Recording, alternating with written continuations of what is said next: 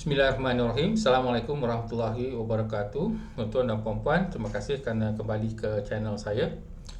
Pada video kali ini saya ingin membuat sedikit ulasan dan juga ringkasan terhadap kemelut politik di Perlis yang mencabar kewibawaan Parti Islam Se-Malaysia PAS.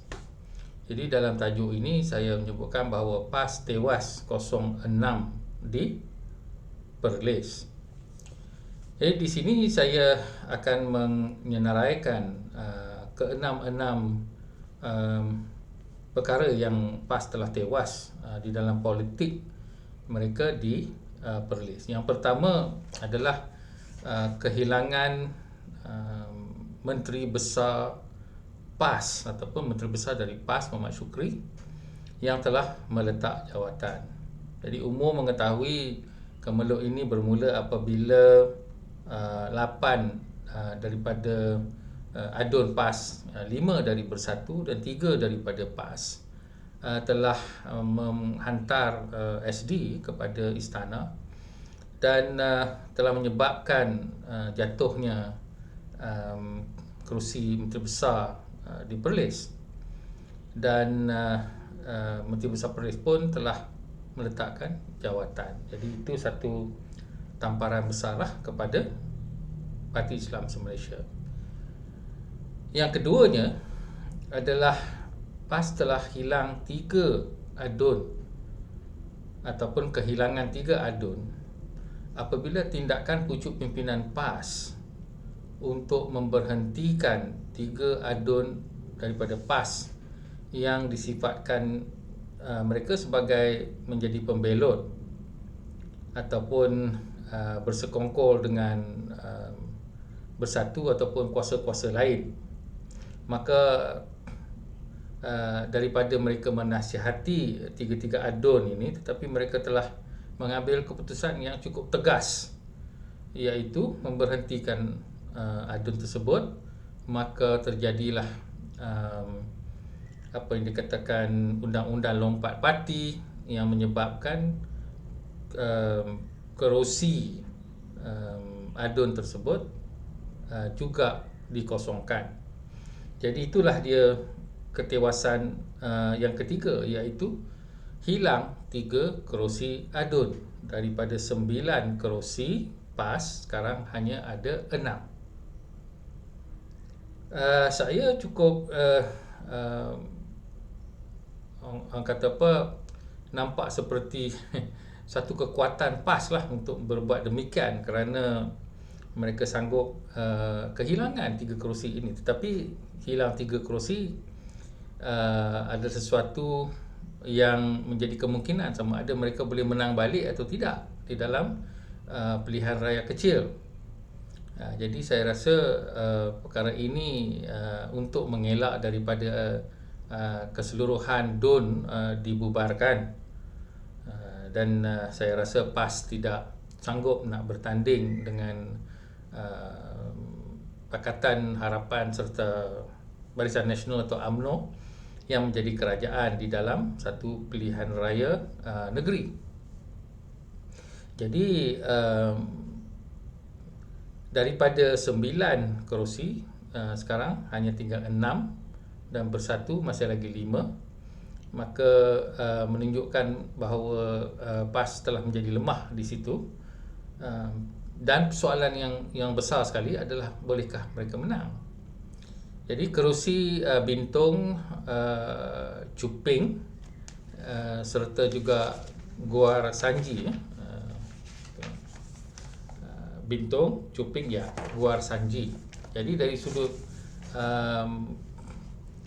perkiraan jumlah pengundi Cuping, majoritinya sikit, dan siapa yang bertanding tu adalah saya rasa daripada Barisan Nasional, dan juga di Bintong pun tidaklah banyak sangat, tapi di Guar Sanji memang majoriti itu besar. Jadi apakah yang terjadi kalau ketiga-tiga adun PAS ini yang telah pun tak ada parti bertanding semula, dan mereka bertanding di bawah tiket PH ataupun Barisan Nasional? Jadi dari sudut kursi cuping dan bintung, kombinasi pengundi daripada PH dan juga UMNO boleh mendatangkan cabaran yang kuat, bercampur pula dengan mereka-mereka ini yang telah menjadi wakil rakyat, yang kalau mereka cemerlang maka mereka akan diangkat seperti yang terjadi di Sabah. Ramai yang berkata bahawa bukanlah pilihan orang kepada PAS tetapi kepada calon mereka yang dianggap satu calon yang cukup baik di dalam menjalankan kerja dan sebagainya. Jadi ketewasan yang keempat pula adalah tiba-tiba bersatu atau calon bersatu telah dipilih untuk menjadi Menteri Besar. PAS telah bertindak untuk memberhentikan adun sebelum ni, beranggapan bahawa mereka akan dapat memilih Menteri Besar dari kalangan mereka sendiri, iaitu daripada kalangan 6 atau 5 yang ada jika ditolak Menteri Besar Syukri. Tetapi tiba-tiba yang telah dipilih oleh Sultan adalah daripada Bersatu. Saya pun agak terkejut membaca berita di mana istana memohon Muhyiddin untuk menghantar calon-calon, nama-nama calon, dan ternyata semuanya terkejut bahawa Yang Amat Berhormat Abu Bakar telah dilantik menjadi Menteri Besar Perlis dan telah pun mengangkat sumpah. Jadi PAS, apa orang putih kata, adding insult to injury, telah terpaksa menerima kenyataan pahit sedemikian. Jadi ketewasan yang kelima pula adalah hubungan keruh di antara Bersatu dan PAS sendiri, yang mana sebelum ini pun agak keruh dari sudut isu kepimpinan Muhyiddin yang tidak disenangi PAS, yang memerlukan atau lebih memilih kepada Hamzah Zainuddin. Jadi perkara ini yang telah terjadi di Perlis menjadi suatu yang mungkin menjadi apa yang dikatakan retak membawa rebah, dan hubungan ini cukup perit bagi Parti Islam se-Malaysia. PAS telah meminta Bersatu untuk memberhentikan 5 adun yang menghantar SD, tetapi Bersatu tak berbuat demikian, dan akhir sekali mereka pula yang dipilih menjadi Menteri Besar. Jadi daripada kenyataan Ahmad Fadli, kawan menjadi lawan dan sebagainya, maka itu adalah sesuatu yang cukup pahit bagi mereka. Akhir sekali, tewasan yang ke-6 adalah bahawa kenyataan Hadi Awang berkenaan dengan kenapa Menteri Besar dari PAS itu terpaksa berhenti. Beliau telah menyebutkan tentang projek-projek yang tidak wajar dan sebagainya itu, tetapi tidak menamakan projek tersebut, dan ini telah sampai ke telinga Sultan melalui perbualan yang kita tahu daripada Mazhar ataupun Datuk Asri Muhammad Zainal Abidin, Muhammad Asri Zainal Abidin Mazhar, yang menjadi mufti Perlis, yang selalu membuat informal conversation dengan Sultan. Maka beliau telah membuat atau dipetik oleh satu online news dalam podcast yang saya sendiri telah dengar, bahawa tak eloklah kalau nak sebutkan perkara-perkara ini tetapi tidak menyatakan perkara itu secara jelas, tapi cuma membayang-bayangkan dan akan mendatangkan satu imej yang buruk lah kepada kepimpinan Perlis dari sudut pimpinan paling atas ataupun pimpinan pentadbiran politik. Jadi dengan kenyataan tersebut, maka jelas nampak bahawa PAS kini tewas 06 di dalam percaturan politik mereka sendiri.